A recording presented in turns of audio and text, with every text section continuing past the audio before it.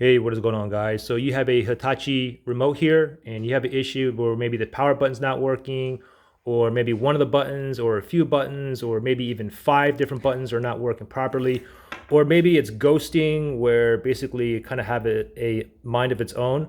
I'm going to show you a quick way to fix that. And this will probably work for like 50% of you guys, okay? Instead of going out and buying like a new remote or actually taking it apart. But this is what I want you to do. The first thing is I want you to go ahead and I want you to pop the battery out. Take out the batteries, okay? And then grab the remote, and with the batteries out, the first thing I want you to do is press and hold the power button for 1 minute. Press and hold that power button for 1 minute. Do not let go. After 1 minute is up, go ahead and let go.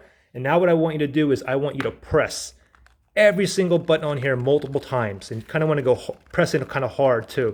Because a lot of times what happens is the buttons could be stuck or jammed from debris, dirt, dust, hand lotion. Maybe you dropped a little bit of soda or coffee on there or Kool-Aid or something. Just keep pressing all the buttons really hard. Kind of go crazy. Then I want you to put it down and I want you to press all the buttons like this.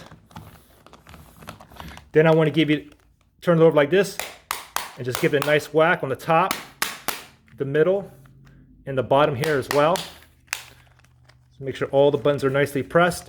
Now go ahead and put the batteries back in.